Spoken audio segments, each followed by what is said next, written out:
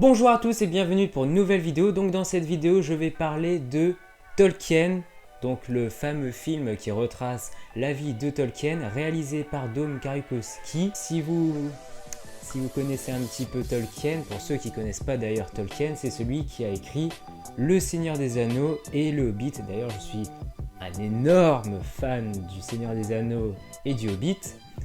Peut-être que d'ailleurs je ferai une vidéo. Je crois que ça se voit, j'aime bien. Bon, par contre, j'ai mis un t-shirt Game of Thrones. Désolé, j'avais pas de t-shirt Hobbit ou quoi. Alors, donc, qu'est-ce que je peux dire sur ce film sans spoiler? Ensuite, je vais vous prévenir lorsque je vais tout spoiler. Donc, Tolkien, donc ça raconte donc l'histoire de J.R.R. Tolkien, donc le fameux écrivain du Seigneur des Anneaux, comme j'ai dit juste avant. Et on va limite on va voir pas sa jeunesse mais carrément sa vie, tout en utilisant des flashbacks. Donc je vais pas trop rentrer dans les détails. Donc on va voir sa vie, son amour et comment il a trouvé cette idée d'écrire le Hobbit. Parce que si vous le savez pas, donc le Hobbit a été écrit avant le Seigneur des Anneaux. Voilà. Donc très clairement, qu'est-ce que j'ai pensé de ce film? Eh bien écoutez, j'ai plutôt passé un bon moment, c'est intéressant, comment il trouve les idées, je trouve ça intéressant. Par contre, c'est vrai que je pense qu'il y a une longueur. Je vais pas vous mentir, oui il y a une longueur, et les 2h14, ou non, qu'est-ce que je raconte, c'est 2h50 je crois le film. Donc le film dure 1h52 et franchement, mais alors très clairement, on les sent passer les 1h52. Ouh, oh ouais, on s'ennuie pas, mais faut vraiment être un gros fan du Seigneur des Anneaux là. Ah ouais les gars, là faut... Parce que bon, il y a très peu d'action, il y a très peu de moments dynamiques, c'est beaucoup de paroles, il n'y a pas tant de références je trouve... par rapport au bouquin qu'il avait écrit, étrangement, puisque là on s'intéresse vraiment à l'auteur, à sa vie d'auteur, et pas en tant que voilà, le créateur du Seigneur des Anneaux, c'est vraiment sa vie, ce qu'il a vécu. Par exemple, je vais prendre un biopic, si vous l'avez vu ou pas, Bohemian Rhapsody. Bohemian Rhapsody raconte pas vraiment l'histoire de Freddie Mercury, déjà ça raconte plus l'histoire du groupe, entre guillemets, mais on va surtout suivre Freddie Mercury et comment il a fait ses musiques, comment il a trouvé We Will Rock You, tous ces trucs là, tandis que Tolkien c'est pas du tout ça, c'est l'exact contraire. C'est un biopic où on va juste s'intéresser à la vie de l'auteur. Par contre on va pas dire bah voilà comment il a trouvé ça pour le Seigneur des Anneaux, ah peut-être que je devrais, ah peut-être un Hobbit, mais pourquoi je devrais appeler ça, non. Il n'y a pas de truc comme ça, il ne réfléchit pas au bouquin, on ne fait que suivre sa vie et les images qui vont nous faire penser aux chefs-d'œuvre qu'ils vont créer plus tard. Comme je l'ai dit, donc, c'est un bon divertissement. Si vous aimez le Seigneur des Anneaux ou le Hobbit, vous allez aimer. C'est long, alors que ce n'est que 1h52, mais ça passe. Moi, j'ai passé un bon moment. Le personnage de Tolkien, il est bien joué. Je sais plus qui le joue exactement. Nicolas Hoult.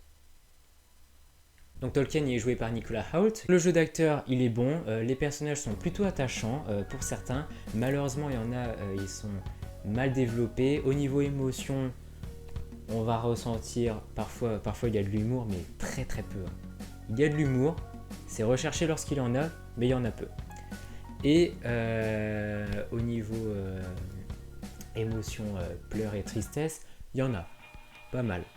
Il y a quelques images aussi qui peuvent un petit peu choquer, qui voilà, un petit peu fortes quand même. Mais dans l'ensemble, moi j'ai passé un bon moment. Maintenant je vais rentrer dans la partie spoiler, donc si vous n'avez pas vu le film, écoutez, partez et puis ensuite revenez si ça vous intéresse et si vous avez vu le film, ou alors vous en avez juste rien à foutre et vous voulez que je vous spoile tout. C'est parti. Avec une tenue vestimentaire, changer de vestimentaire pour apprendre à scier les poids vitaux.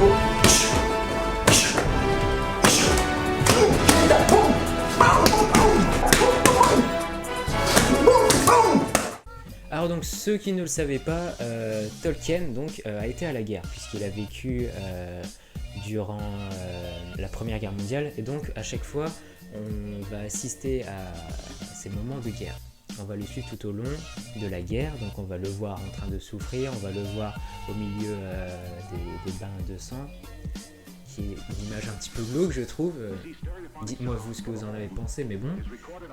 Et à chaque fois on va utiliser des flashbacks pour retrouver en gros sa jeunesse et ses amis, ses amours. Donc personnellement, moi, comme j'ai dit, Tolkien, je trouve intéressant, puisqu'ensuite il va former un gang de poètes.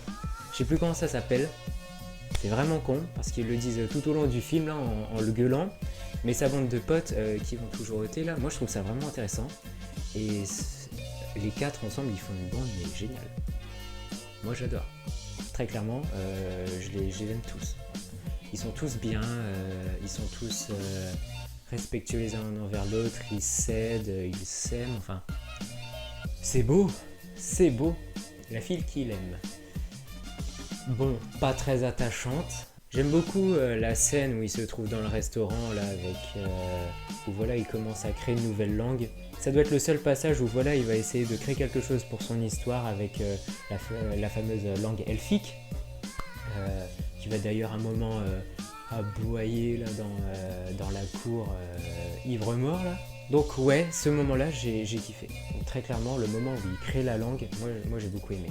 J'aime bien qu'il y ait eu un développement de personnage parce que au début, on apprend que bah voilà, elle en a juste marre de sa vie banale à être entre guillemets la femme de maison. Elle essaye de vivre, d'avoir des passions, de penser à autre chose, d'avoir ses propres envies, ses propres hobbies, ses propres émotions. Donc j'aime le personnage dans ce sens-là. Par contre, le couple qu'elle fait avec Tolkien, c'est vraiment, moi je trouve ça survolé. Pourtant on s'y attarde beaucoup, mais je trouve que c'est trop survolé. C'est dommage. Ensuite j'ai été un petit peu deg pour tous les amis de Tolkien qui meurent, donc les fameux poètes là, cercle des poètes là, qui meurent malheureusement, voilà, je trouve ça dommage, donc lors de la guerre, hein, ils sont tous morts sauf un je crois, c'est celui où il faut une droite dans la gueule là au bout d'un moment dans un bus. Mais ouais, j'ai eu un petit peu de peine pour eux, c'est vrai.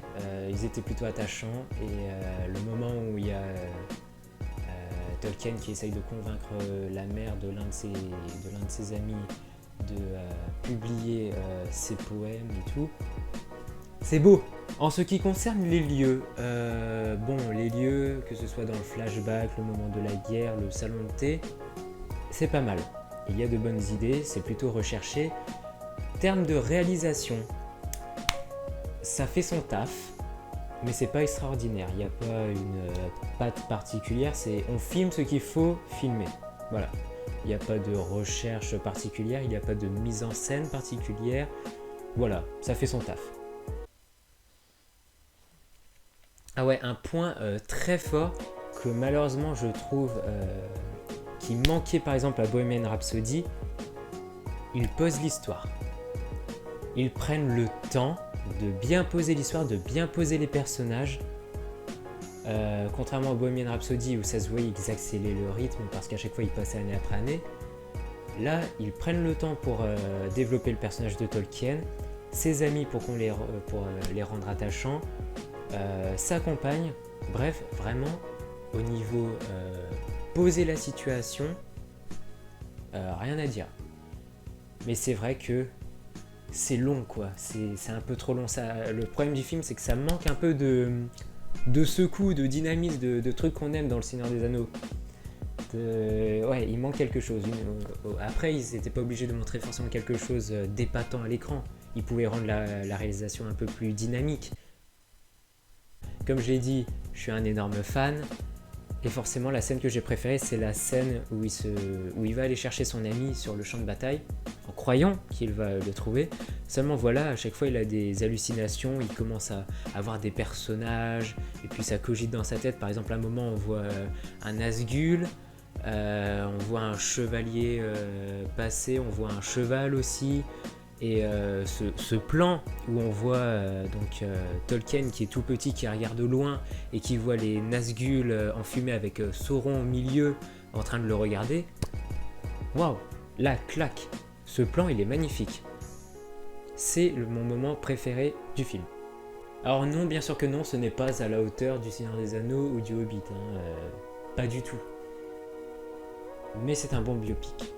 Voilà, c'est un bon biopic. Conclusion sur ce film, j'ai passé un beau moment. C'était long, mais au moins ça vaut la peine puisque ça prend le temps de poser l'histoire. On ne s'ennuie pas. Si vous êtes un fan, je vous l'ai dit, si vous êtes un fan de l'univers de Tolkien, vous allez aimer. Oui, ça manque peut-être de référence à ce qu'il a écrit, mais là on s'intéresse vraiment à l'auteur et ça c'est bien et c'est un truc qu'on retrouve malheureusement plus dans les biopics. Voilà. D'ailleurs c'est un truc que je trouve qui commence à me saouler aussi. Il y a trop de biopics au cinéma. Ils ont fait Bohemian Rhapsody, Rocketman, Tolkien. Ils vont refaire un truc sur Mylène Farmer, je crois. Enfin, c'est trop. Donc bref, voilà les gens, si vous avez aimé cette vidéo, n'oubliez pas de liker si ça vous a plu, à mettre un pouce en l'air. Et sur ce les gars, ciao!